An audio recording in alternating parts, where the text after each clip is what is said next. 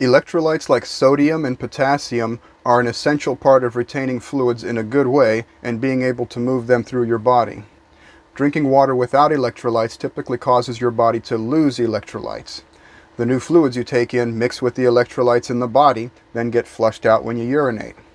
Problems like dizziness when you stand up and lightheadedness in general are often related to low electrolytes and by extension low blood volume. Low electrolytes are often associated with irregular heartbeat as well. They're important, and you'll feel more uncomfortable than you need to if you leave them out, as in a pure water fast. As your kidneys flush sodium from your system, you'll do better if you consume at least some salt. I don't recommend pure water fasting on a prolonged fast. Intermittent and 24-hour cycles can be done relatively easily for most without including electrolytes, unless you're sweating or doing a good amount of exercise. On prolonged multi-day fasts, it's usually a good idea to include electrolytes, with an exception if you're experienced enough to be dry fasting without taking in any fluids that would cause the excessive flushing of the electrolytes that you're trying to hang on to. Potassium and sodium are the two most important that we need to cover. They balance each other out in many ways. Sodium is potassium sparing. So if all you consume is salt, your body will keep flushing sodium and mostly hold on to the potassium. So at the very least, we want to add salt to our fast. If we include potassium, we're covering our bases and making sure our body has what it needs and can flush the excess. Skip the bleached and iodized salt in your electrolyte mix and your diet in general. Trace minerals are important, and you don't get them in heavily processed salt. We don't get much in our food either because it's grown in dead, depleted soil. So salt is a good place to get something useful. I recommend a salt dug up from an old seabed on land instead of sea salt. Our modern ocean isn't the pristine environment it once was. Something like 90% of sea salt is contaminated with microplastics and chemicals. The sea salt with the lowest amount of microplastics is Celtic sea salt, if you insist or you just like variety. I use Redmond's real salt, dug up out of a mine in the United States. Most Himalayan pink salt all comes from the same region in Pakistan and works as well. But there's a lot of bullshittery and fraud in this industry. Some fly-by-night companies will add pink dye to garbage salt and sell it as pricey pink salt. Make sure you get a brand that you trust and take a minute or two to research the company you're buying from.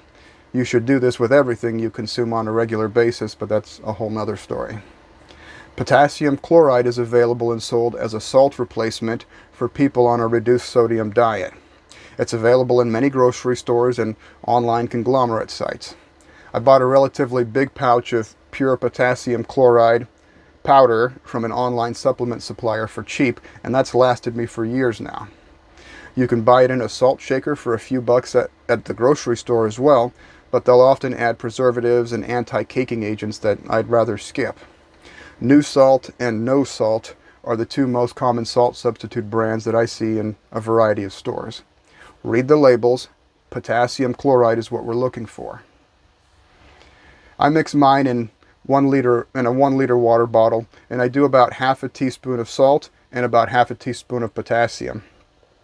Oftentimes I'll use less potassium, like a quarter teaspoon.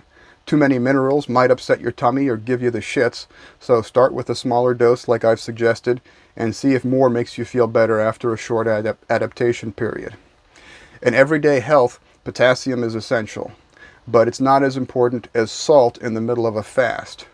The best we can do here is ballpark and wait for feedback and experience. How much sodium do you typically consume in a day? For most people, it's at least a couple thousand milligrams. Hopefully you've already given your body a chance to flush excess sodium through regular intermittent fasting. A quarter teaspoon of salt typically has 500 milligrams. Half a teaspoon of salt is about 1,000 milligrams. 2 of those in a day will get you to 2,000 milligrams, which doesn't mean much on its own. You may actually need more salt, as the body in ketosis tends to use more salt. So much of this comes down to listening to your body and experimenting with different amounts. How much water you drink is an important part of this equation as well. If you're drinking a lot of water, you can probably add less salt and potassium to each drink mix. So much of this is trial and error. Establish a baseline and see if drinking more helps you feel better. Some people like to include vegetable broth in their fasting, which has a few calories and is no longer a strict fast, but it will have sodium that'll make you feel better, and you can still experience many of the benefits of a fast with this cheat that works for some people. It might also get your digestive system excited and make you hungrier, as it does for me. If you want to try it out and see how it works, use a real salt that has trace minerals. So use a low or no sodium broth and add your own quality salt. Skip the iodized and bleached salt whenever possible. This is what pretty much all salt is unless otherwise stated on the ingredients list. I hear people talk about juice fasting. Juice contains calories, so you're not fasting when you drink it, you're doing something else. Back when I was vegan, I tried a number of different juice fasts, cleanses, diets, whatever we're calling them. Some with only vegetable juice, some including fruit juice, aka liquid sugar. I didn't really care for them. I had way too much bubble gut and spent a good amount of time shitting my brains out. At the time, I was really into juicing, and it worked better for me as part of my daily routine, included with other foods. Fruit juice is a terrible package deal, even fresh squeezed. Yes, you get vitamins and antioxidants, but you also get liquid sugar that clobbers your system all at once. You can get the same vitamins and antioxidants without the package deal and all the sugar. I think it goes without saying, but some people may need to hear this. Stay away from Gatorade and these kinds of sport drinks. Give your sweet tooth a break, including artificial no-calorie sweeteners. You'll appreciate natural sweetness so much more after a break. Fruit will taste sweeter, and you'll be less inclined to eat processed sugar and junk food.